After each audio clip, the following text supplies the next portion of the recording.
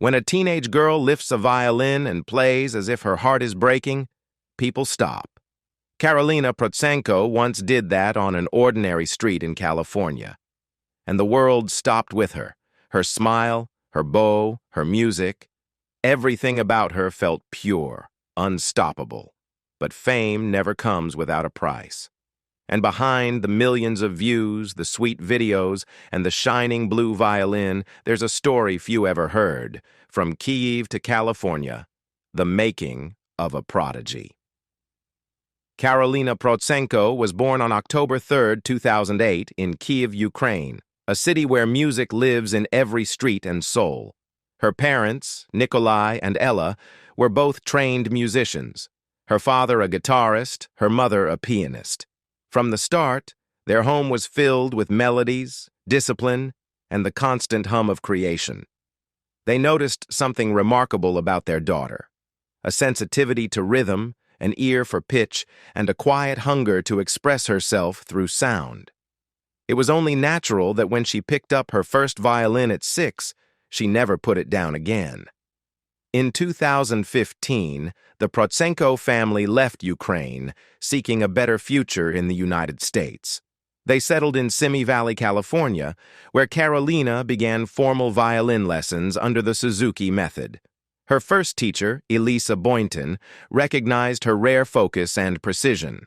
Later, under mentors Armando Anto and Sam Fisher at the Colburn School, Karolina's skills flourished. She practiced 2 to 3 hours daily, scales, etudes, and complex pieces, while still attending school and learning English. Her childhood was quiet, structured, and filled with music. But her gift wasn't just technique. Even as a child, Karolina played with emotion that seemed beyond her years. Her performances blended discipline and vulnerability, something her teachers called the rare combination of soul and skill. At home, she played alongside her parents and her 2 younger brothers, turning the living room into a family concert hall. Her father strummed the guitar softly while her mother sang, and Karolina's violin would rise between them like a voice of its own. Her parents' decision to nurture rather than pressure her became the foundation for what was to come. They believed she could reach people far beyond classrooms or competitions. In 2017, that belief took shape when Karolina brought her violin to the streets of Santa Monica, unaware that her life was about to change forever. The street that changed everything. It was summer in 2017 when 9-year-old Karolina walked to the 3rd Street Promenade in Santa Monica with her parents. The idea was simple: to perform for passers-by and gain confidence. What happened next went far beyond anyone's expectations.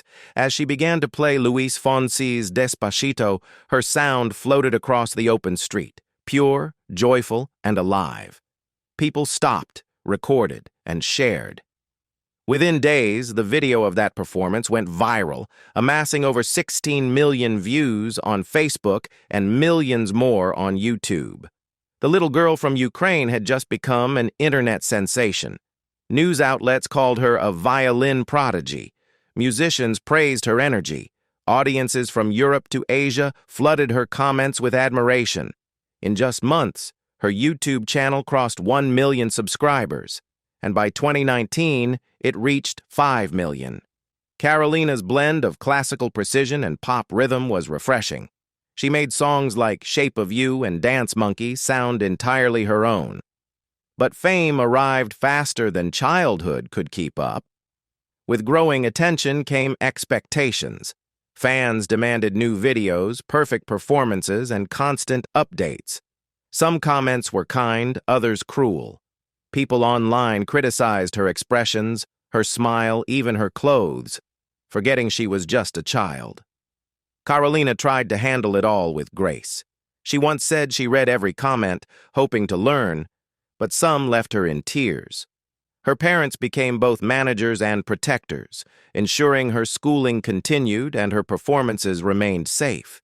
Yet the line between family and career blurred quickly. She practiced longer, traveled farther, and learned to navigate an adult world before turning 10.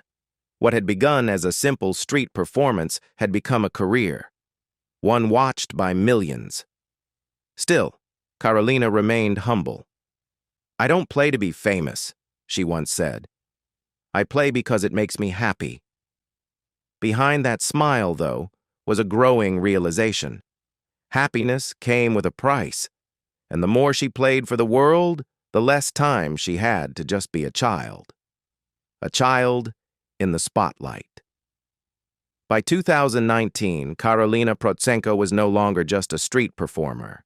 She had become one of the youngest viral musicians on the internet.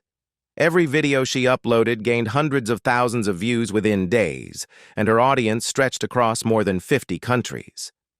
For a 9-year-old girl, that kind of attention could have been overwhelming, but Karolina handled it with remarkable calm. She smiled for her audience, spoke with grace in interviews, and always thanked her parents for supporting her. But beneath that composure, she was still a child, one learning how to grow up under the world's constant gaze.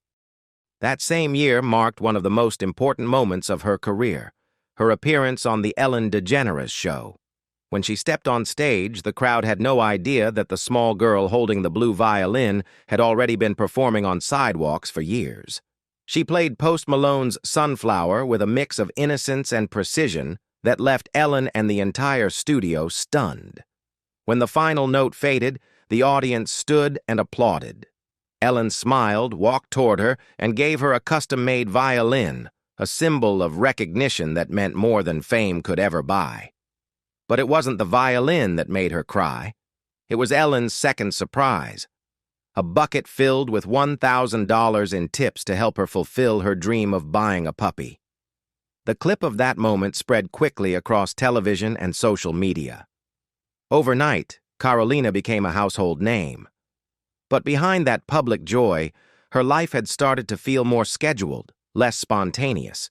The free-spirited busking sessions that had once brought her happiness now came with expectations, camera setups, rehearsals, and social media deadlines. What had once been play was slowly turning into work. Despite the fame, Karolina's parents tried to protect her normal life. They insisted she continue her education at a private school in California. Her father still accompanied her during street performances, and her mother managed her growing online presence. Together, they formed a small but tight circle that shielded her from the harsher realities of fame. Still, even with love and protection, the pressure was unavoidable. Every upload needed to outperform the last. Every collaboration needed to surprise. At an age when most children were worrying about school projects, Karolina was learning to balance public appearances, rehearsals, and the expectations of millions. She didn't complain, but those closest to her noticed the fatigue in her eyes after long recording sessions. She once admitted in a brief interview, "Sometimes I just want to play without the camera." It was a small confession, one that revealed the quiet conflict between the joy of music and the weight of being seen by the world.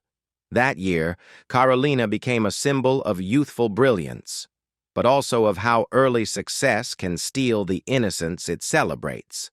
The burden behind the smile.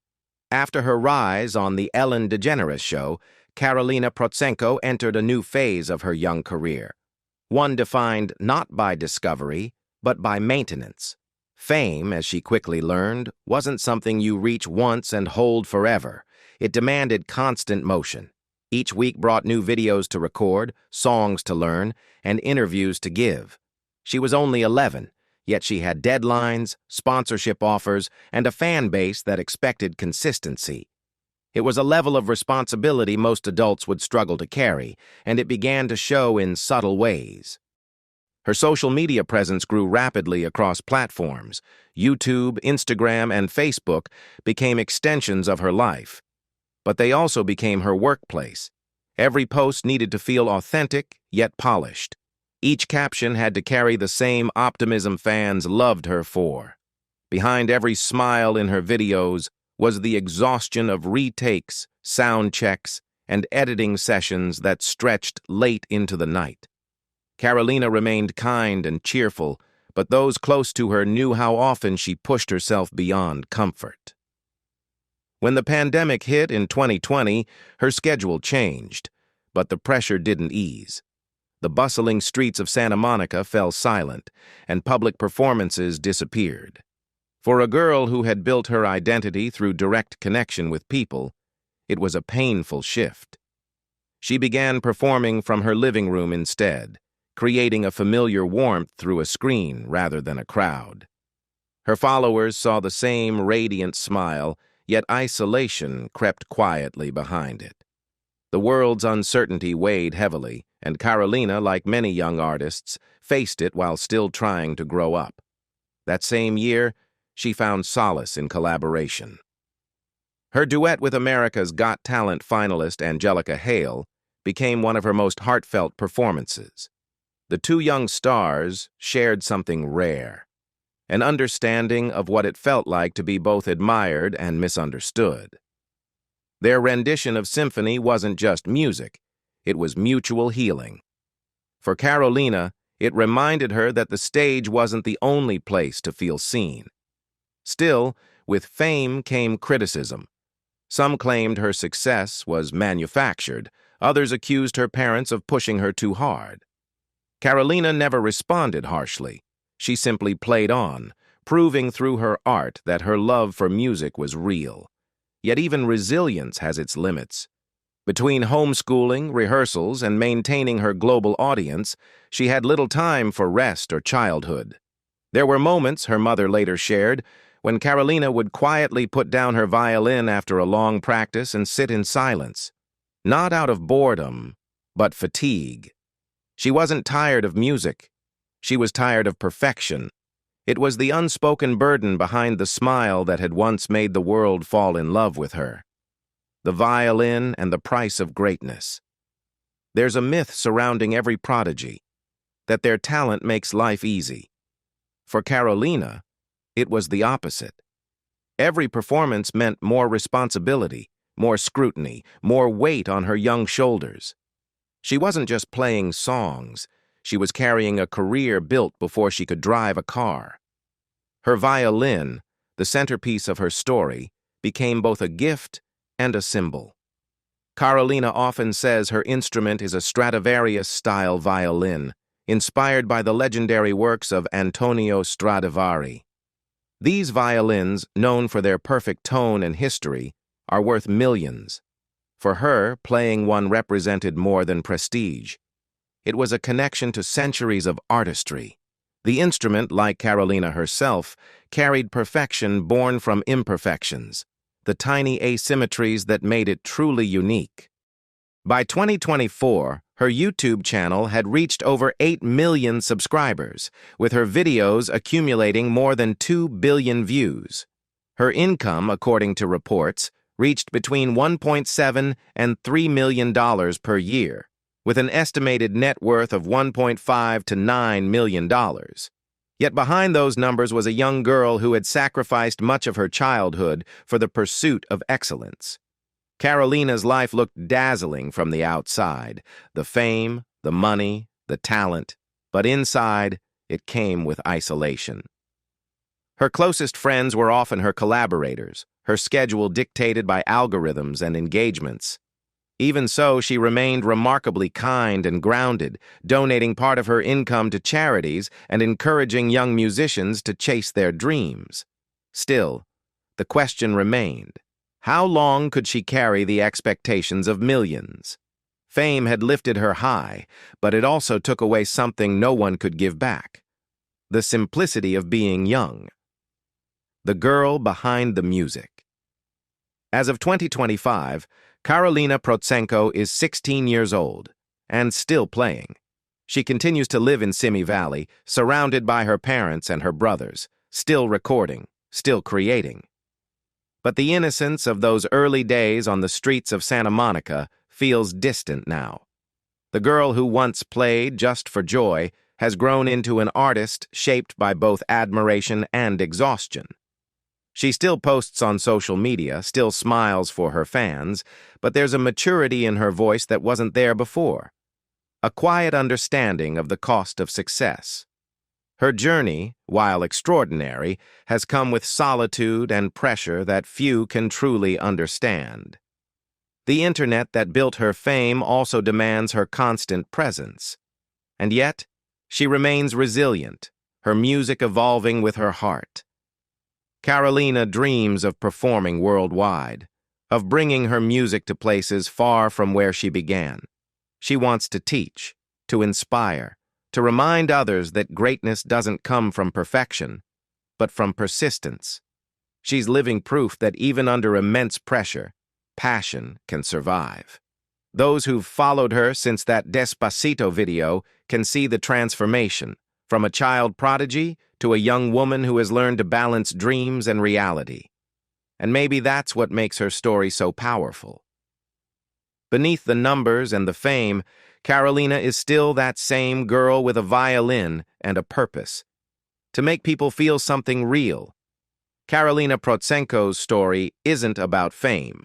It's about resilience, sacrifice, and the bittersweet cost of chasing a dream too young. She's still here, still playing, still growing. But the question remains.